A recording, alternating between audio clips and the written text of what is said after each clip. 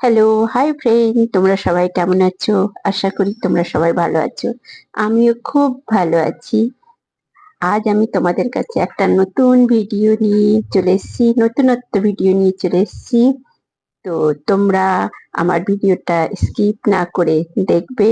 আশা করি তোমাদেরকে খুব ভালো লাগবে। যদি বন্ধুরা তোমাদেরকে যদি ভালো লাগে তাহলে বন্ধু বান্ধবদের সঙ্গে একটু শেয়ার করো। লাইক, কমেন্ট, সাবস্ক্রাইব অবশ্যই করো। নতুন বন্ধুরা তো একেবারে সাবস্ক্রাইব একদম করো, আর পুরনো যত বন্ধু রয়েছে লাইক কমেন্ট অবশ্যই করো। বন্ধু তোমরা তো কমেন্ট করো ঠিকই, কিন্তু লাইক করতে ভুলে যাও। এরকম করো না, কমেন্টের সঙ্গে কমেন্ট করার আগে লাইক করো, কেমন? তাহলে আমাকেও খুব ভালো লাগে। বন্ধু, তোমরা তো বড় বড় ইউটিউবের ভিডিও দেখো, আমাদের মতো ছোটখাটো ইউটিউবের তোমরা তো ভিডিওই দেখো না। তাদেরকে তোমরা লাইক কমেন্ট শেয়ার সাবস্ক্রাইব সব কিছু করো। একটু আমাদের দিকেও তাকাও, আমাদেরকেও করো, যাতে দেখো ওরা যেরকম খাটে সেরকম তো আমরাও খাটি। তো তোমরা তো খালি ওদেরকেই করো, আমাদেরকে করো না, সেই জন্যই বলছি একটু একটু একটু করে আমাদেরকেও একটু করো, তাহলে আমরাও তো এগিয়ে যেতে পারবো। তোমরা যদি আমাদের ব্লগ ভিডিওগুলো ফুল ওয়াচ টাইম দাও, যদি দেখো, তাহলে আর বন্ধু বান্ধবদের সঙ্গে যদি একটু শেয়ার করো, তাহলে আমরাও তো একটু একটু ভাবে এগিয়ে যেতে পারবো।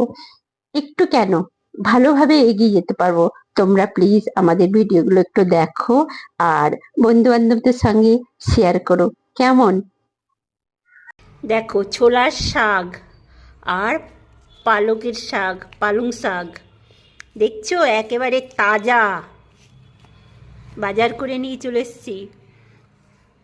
আর একটা জিনিস দেখায়, দেখো, ছিমের বিচন। এইটার সবজি যা হয় না, কি বলবো, একবার রান্না করে খেয়ে দেখো, দারুণ হয়।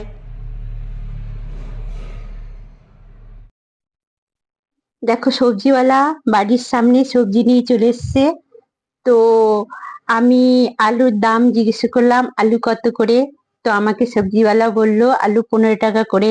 তো তোমরা দেখছো আমাদের এখানে এই রকমই আলু পাওয়া যায়, এর থেকে ভালো আলু পাওয়া যায় না। মাটি দেখছো আলুর মধ্যে কত, কিন্তু কি করব, বাজারে তো যাওয়ার সময় নেই, সেই জন্য বাড়িতে যারা আসে তাদের কাছ থেকেই সবজিগুলো নিতে হয়। তো এদের কাছ থেকে আলু নিলাম।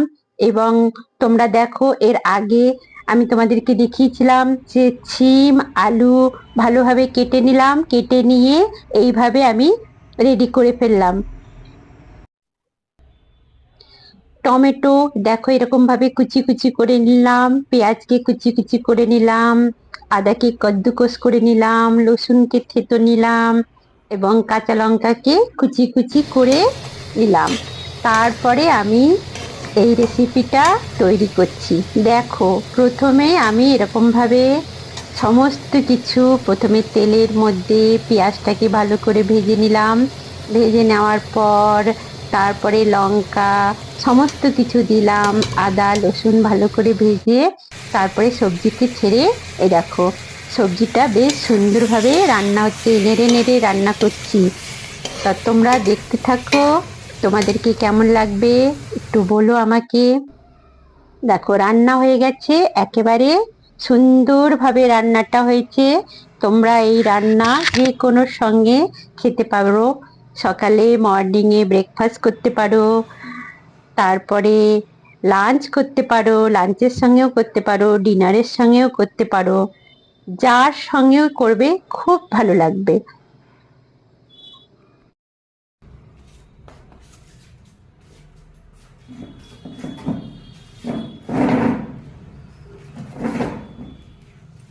দেখো, সকাল সকাল ব্রেকফাস্ট মানে সবজি নিয়ে বসে পড়েছি, রান্না করলাম। এবার খেয়ে দেখি কেমন বানিয়েছি। খাও। সিম আলু আর বাঁধাকপি দিয়ে সিমের বিছন দিয়ে সবজি, দারুণ হয়েছে। এই সবজিটা তুমি মর্নিংয়ে ব্রেকফাস্টের সঙ্গেও করতে পারো, লাঞ্চেও করতে পারো, ডিনারেও করতে পারো, সবার সঙ্গে করতে পারো। খুব স্বাদিষ্ট হয়েছে, খুবই সুন্দর। খালি মুখে ক্রিম লাগালে হয় না, সবজির মধ্যেও ভালোভাবে মশলা টশলা দিয়ে রান্না করলে খুব সুন্দর টেস্টি রান্না হয়।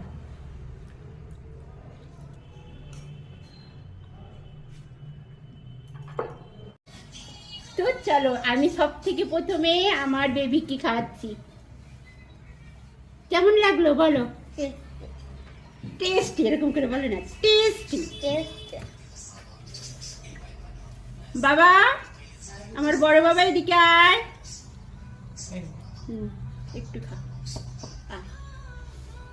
দেখো, এটা আমার বড়টা বড় ছেলে, আর এটা আমার ছোট, আমার ছোটকা পুচকা। এবার তোমরা খাও, তারপরে আমি খাচ্ছি। কি টেস্টি হয়েছে দেখো। বাবু, মিষ্টি আমি খাবো না বাবা, এটা রাখো। না, এটা আমাদের খুবই টেস্টি খাবার। চলে এসো, আজকে বৃহস্পতিবার, তো বছরের প্রথম দিন কিছু ভালো খাবার খেতে হবে। তো মাছ মাংস তো খাওয়া যাবে না, সেই জন্য ঘরের মধ্যে ফ্রাইড রাইস বানিয়েছে, আর পনির, আলু মটর দিয়ে সবজি, তারপরে অনেক রকমের ভাজা, তো দেখতেই পাচ্ছ।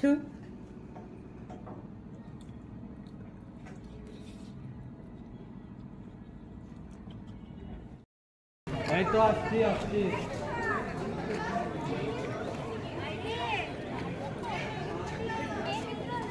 আসো আসো।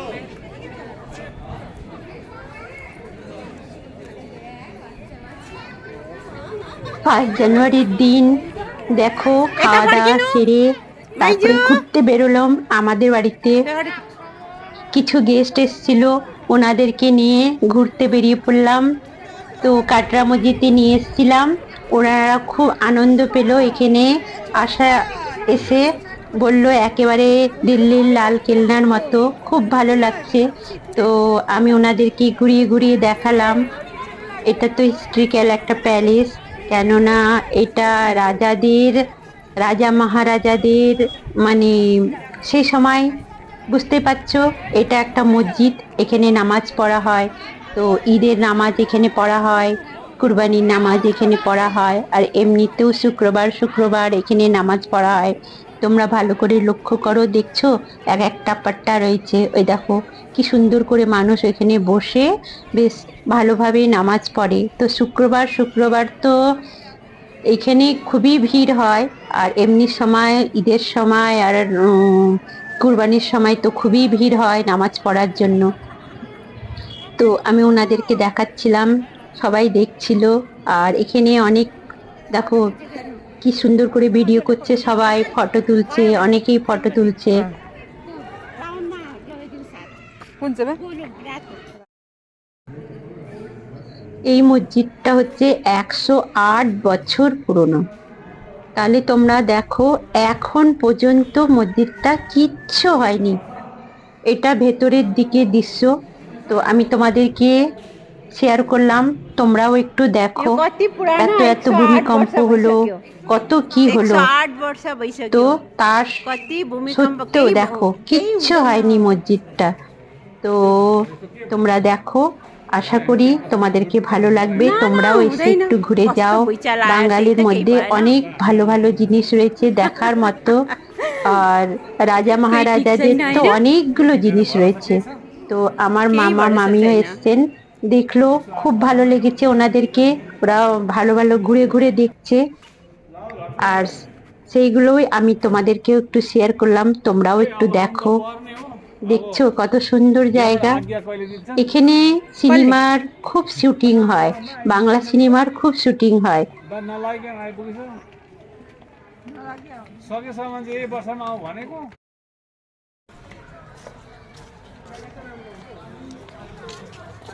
বলো তোমাদেরকে কেমন লাগলো?